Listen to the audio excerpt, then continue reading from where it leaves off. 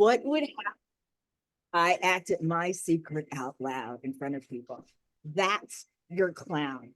And that person is completely unfiltered. Mhm. You find that person often in your family, the way your family discusses things. How do you talk when no one's around? Right? I learned that my family talks like no one's around all the time. That's what I learned from my storytelling circles. And in the storytelling circles, you tell a story from your own point of view. That's a Then lot you of Black families too. what now? That's a lot of Black families. Yes. You tell the story from your point of view, hearing it. Then you tell it from your grandmother's point of view as if she's telling it. You tell it as your uncle's point of view as if he's telling. And then you have that transcribed. From that, you begin to build scenes and monologues and characters. Because people often are like, oh, I don't want to do a solo show that's like therapy, or I don't want to talk about my family. The raw transcript that you create in my classes and my mastermind groups doing that are the work that we use as the raw foundation. When that play actually gets done, those words are going to be in a different character's mouth. They're going to be in a character that you created from your clown and your psychological gesture and the series of plot events that we have in the raw transcript. We figure out then what is the story that wants to be told from that raw transcript. But that voice is so pure because it's unfiltered, and it's in the storytelling circles. Your imperative is to make the story you're telling clear to the people who are listening. Right? That's why that first person address is always your most authentic voice. It's always the most interesting. It's always the most engaging. And you use that quality in the writing that you've transcribed. It's just a matter of then cutting and pasting it and putting it into scenes. In my solo work, I also teach psychological gesture outside of the clown is how you distinguish characters, right? Now, some people distinguish characters in solo show by physical work. I prefer to become the person psychologically. I don't change costumes. I don't have props. Because if I understand the psychology of a character, what they're most afraid of, what they dream of, what they fear, if I capture that psychology, you will see another person. It's the finest acting there is, and it's the hardest. You don't need a costume to become somebody else. Now, when I first started working psychological gesture for my dad, he has a beard. He's always had a beard. That was his identity. Because underneath that beard, my father's very fair with very white features. But then he was like a radical. Black Panther, all that. You gave me light skin to their beauty, man, all that. So he kept a very big beard. That was his Pan-African statement, 70s. So when I first started doing the monologues, I was scratching the beard. And the minute I did that, I could become him. Mm-hmm. Right? That gesture became symbolic of other things as I began to tell stories that I knew about him. Because that gesture would happen when something emotional. I noticed as I told stories that gesture would happen. This is why storytelling circles are so important. So you try this shit out. That is to stop emotion from showing up. So whatever he's talking about is like something he feels deeply about, that he's not prepared to be vulnerable about. So this is, and once you understand that about him, then the behavior and the fears, the secret fears come out. When I talk about interviewing a character, I would tell stories as somebody I know. And I would introduce myself as that character. I would create a profile based on what I know about them.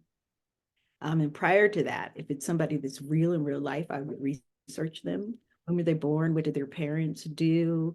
Why are they famous? What huge political events were going on during this person's life that impacted them, right? Their parents ended the civil rights movement in Miami and the destruction of the Black community by urbanization and putting expressways through communities and removing hospitals and practical services in Black neighborhoods. It signaled the end of the Black Power movement and the beginning of the AIDS and crack epidemic, right? A great way to interview people is to understand what are the major political, cultural, economic events happening in their life, right? And allow those events to play on the character. So the character then has to address those wrongs in a very personal way. And it's very high stakes. It's one thing to say, you got to get out and vote, right? It's a totally different thing to say, so we have been put under martial law 3 times this summer because the police decided to block off our neighborhood to chase some unidentified Black man who shot some people. When they put us under martial law, that means people can't go to work. People who are day players, right, who have to go to work for their hourly wage, don't go to work that day. Right? That's real in the Black community when people make $300 a week.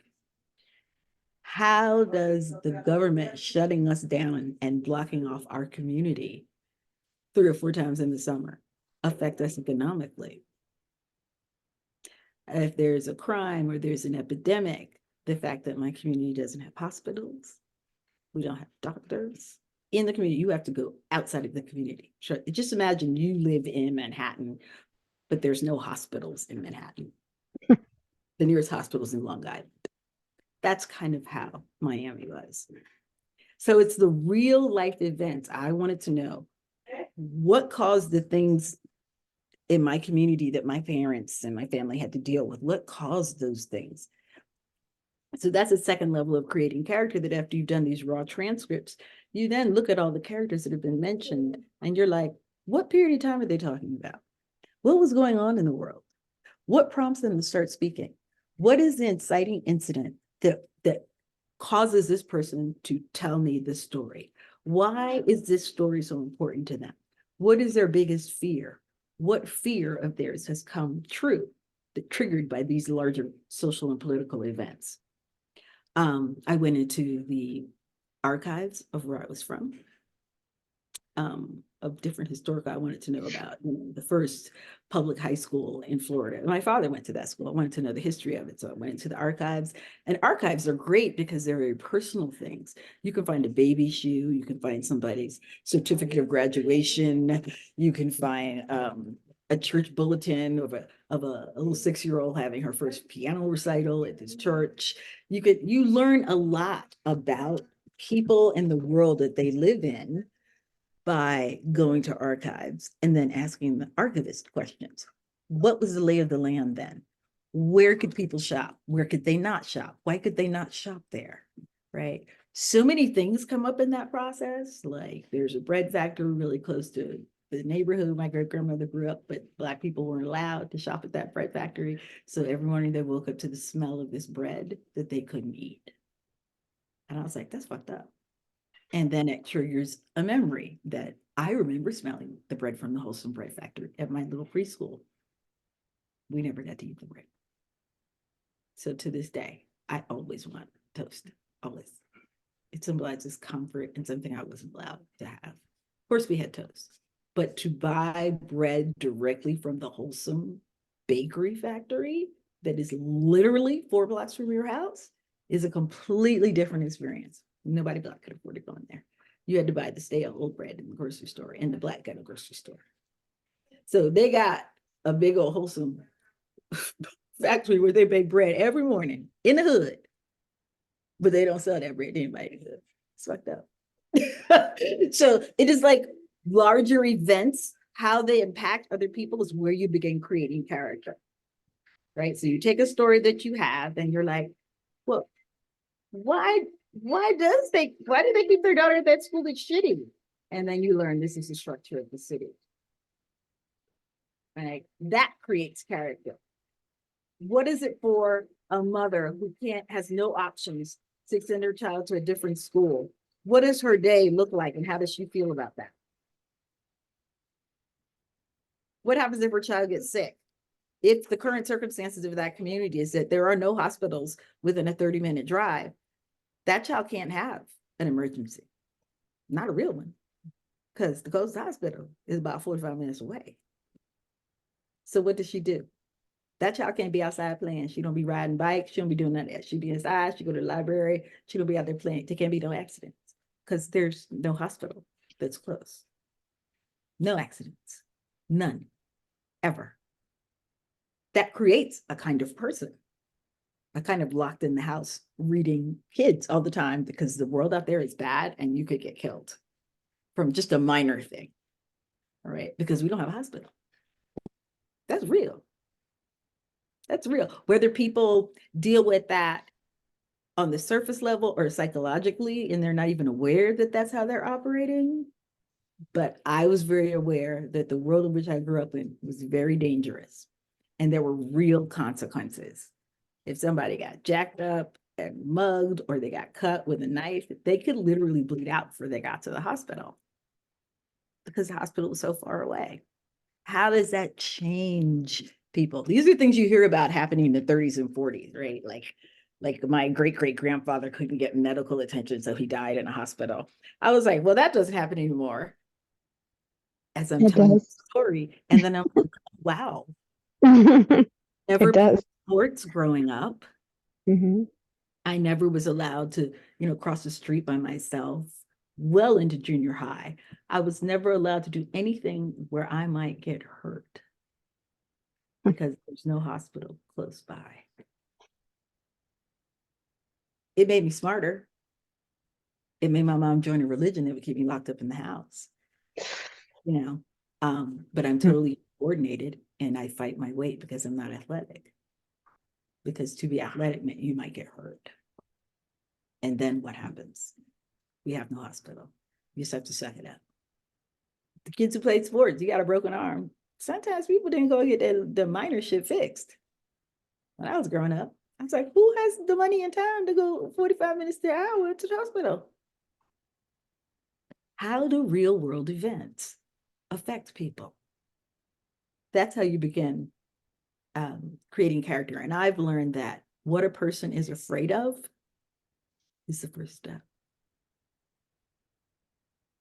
Because they are living their life in reaction to that fear. They're doing everything within their power to avoid that fear. Right? Once you identify that, then you do a storytelling circle with that fear in mind and you transcribe it. You give them a given circumstance because each character is going to respond differently based on their fear.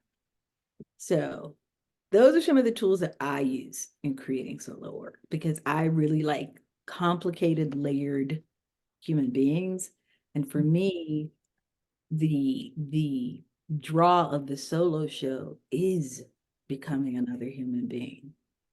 And technically, as an actor, what you have to do that, and as a writer to understand that, it's where all of your training as a storyteller comes to the fore. I mean, if you're creating multiple scenes, if you're creating characters, a multi-character scene in a solo show, then you have to know the psychological gesture and have a deep understanding of each of the characters' stakes and their psychological makeup and the push and pull that's underneath. You have to be aware of what both of those characters are not saying, but they're saying a lot of words. And each character is driving the scene to get a different thing. Right? It's really challenging as an actor, and I like using all those muscles, and I liked learning how to write and how to understand human beings and structure believable human beings based on what I knew. And you start from what you know. You know your family, you know your foibles. Being in intense therapy or working out family stuff while I was writing my solo show was very, very helpful. Because I say this to people all the time about writing, and people ultimately find this out in my class. The healing that you're not doing is the first thing that's going to show up in your art. It is the very first thing. The thing that you're afraid of, the thing that you've not resolved for yourself. Your first big job is going to be a character struggling with the same thing. And you're going to struggle with it. And writing is even faster. The process of writing, I have folks journaling every day, and then telling stories, and researching the backgrounds of those stories, the events, people, places. It always comes out. That's why when people think, oh, I'm going to write about this, I was like, what people think they're going to write about is exactly what they never write about. It's not, because the first thing that comes up is what you haven't dealt with. So writing is an amazing tool, particularly solo work, because it allows you to understand people that you've interacted with. Particularly, a lot of people are writing about their families, or they're writing about conflicts that they've had. And in writing down the details of the conflict in your unfiltered voice, you solve a lot of problems. You release yourself from guilt. You applaud yourself for standing up. You understand something that you've been carrying actually belongs to another character, and you get to give it back. So a lot of people run to acting and writing and performance and singing to feel what they're afraid to feel in real life. And if it's the theater, they go and they get to have all these vulnerabilities and cry, and the audience applauds. And so they're getting this nice pat on the back for being human in a way that they're afraid to be in real life. The problem with that is that whatever that thing is that you're longing to feel shows up in the solo show first. And the character is always forced to deal with that need. Always. Always. It always works out that. So the thing that you're struggling with is never the thing people tell me they want to write a solo show about, but it's always what they end up writing a solo show about. Because that's a story that wants to be told, right? Your rite of passage as an adult is to take these things, those wounds from childhood, where you had a parent to protect you, and learn how to become your own parent. Those are the things that I found in solo work, in telling my story and then telling it from different points of view.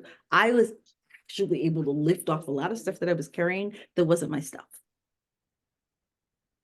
And some people are not ready to let go of their stuff. And the solo show always challenges that. Most writing, deep writing, where you have to create complicated characters. I've had clients writing screenplays too. The first thing that they don't want to deal with, it always comes up. Racism in your family. I had a client whose father was a raging racist.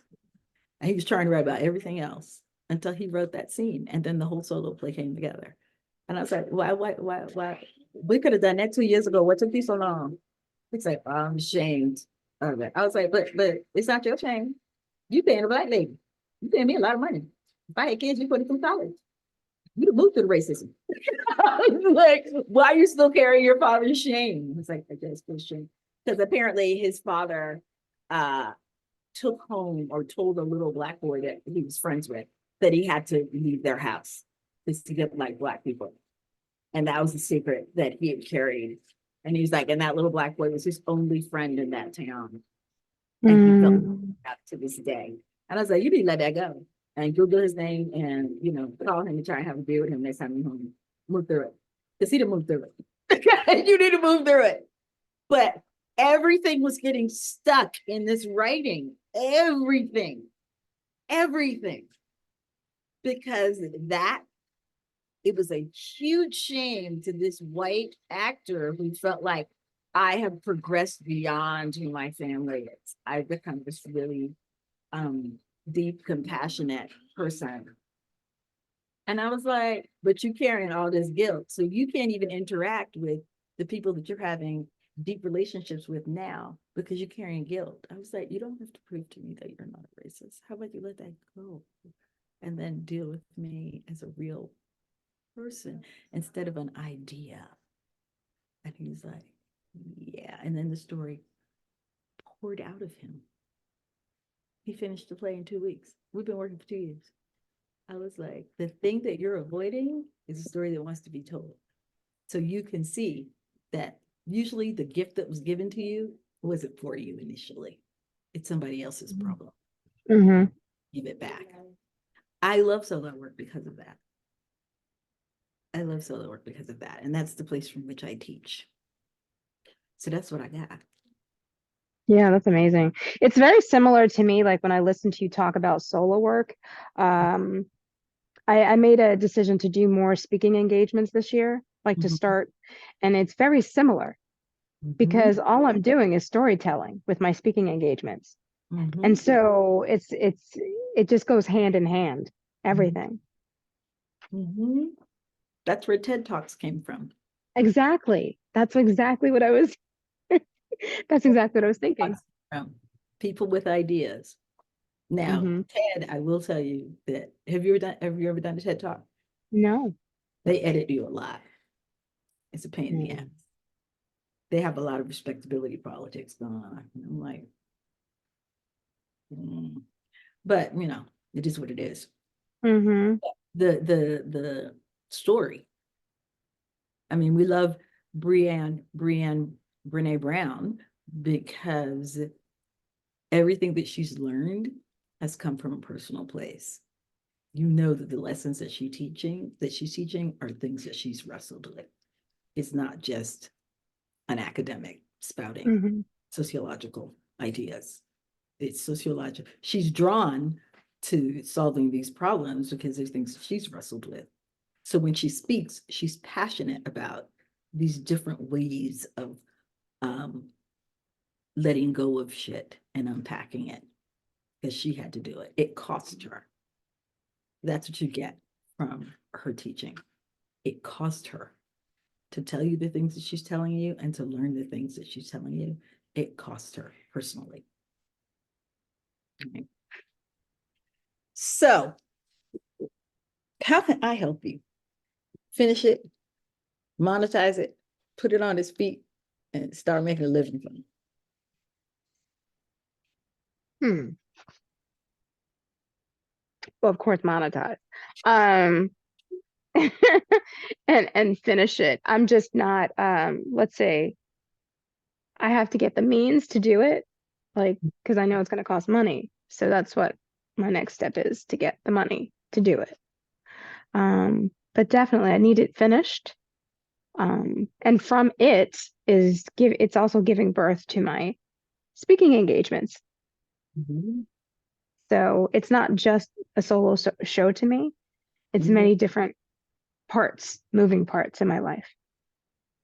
So you say you have 50, 75% of it written. Yes. You know that you don't have to have finished a show before you monetize it. Did you know that? It makes sense because you could just take bits and pieces, just like clips from YouTube. Makes complete sense. You can also market yourself to do excerpts from it until you get Mhm. a full show. So Yeah, like that makes sense. Black History Month, you figure out what the themes are in your show, and then you start shopping your show to places that are so for the end of the Black Power movement, so the Black Panthers, Malcolm X. Um, I think about all the people that are mentioned in my play. Um, Earth, Wind, and Fire, 70s singers. Um, I looked for events and things that related to some of the topics, and I would create posts around those things. And then I would also send press kits to poetry slams, summer stage, theaters, cafes that had open mic, um, dinner theater. women's groups, sororities, fraternities. My family's of Afro-Cuban and Bahamian descent. So I sent a packet to the Bahamian Club in Harlem. And then I sent something to University of Miami's, a grant for people of Cuban descent, of Afro-Cuban descent. All of these things, I targeted them in ways that were related to what they do, what their mission is. And you're going to have to shape each press kit that way and follow up with a phone call and hopefully a meeting.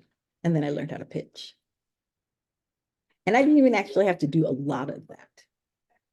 With my second play, I did a Kickstarter. I raised $100,000 in 30 days. I learned more about packaging and marketing from that process than anything else. I had no play when I raised that $100,000. There was no play. There was nothing. There was no play. There was some scenes, some speeches. There was a real play. But I understood the themes. I understood what I wanted to say. And I created a marketing package based on that and content. And you have to reach people several different ways. Social media is one way, but you have to have a website. You have to go where people who are talking about the things that you're talking about in your work are, and get 5 minutes to talk about it. Sometimes that happens at opening nights. You know, you're going to go to opening nights, so shows that may be similar to yours. Talk to the playwright, talk to the producers. But you got to have a script, and then you got to send them updates and invite them to stuff. There is a, you know, I call it, I learned this from Roz, 14 weeks, 7 ships. Within 14 weeks, you have to make contact with someone every 2 weeks in a different way in order to form a relationship. That marketing model, I've used it in acting, I've used it as a writer, I've used it to tour my show. That model is very, very helpful. What did you say? 14 weeks, you have to make contact with someone every 2 weeks? So if you're building a relationship with someone, say it's a casting director or it's a producer. Like for me, when I was producing films, I was like, I'm gonna come at this guy and I'm gonna ask him for $300,000. So I need to build a relationship with him before I ask him for this $300,000. He's my target, right? 14 weeks, 7 ships. So I got to target him for 14 weeks and send him some form of communication every 2 weeks so that he feels like we have a relationship. That it doesn't matter what the contact is as long as it's different. So one contact needs to be in person. So you show up at an opening night of something they're working on, or you say hello to them at Sundance and talk about the movie that you just saw that they produced and what really moved you about it. Or they're teaching a class somewhere and you pay for the class. Another point of contact has to be social media. Social media in a way where you go and interact with them on social media in a way that helps solve a problem for them. Asking them for something. Mm-hmm. You send snail mail to their office, an update of what you're doing with your show, maybe an invitation to see a reading.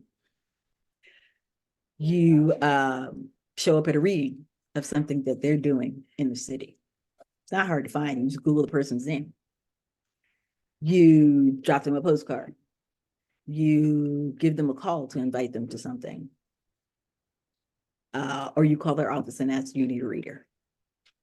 As long as the contact is different and you're not asking that person for anything, you're sharing or providing value, it could be done. It could be done. So yeah, you could start monetizing now. What is your, I'm going to pause this and talk about your business.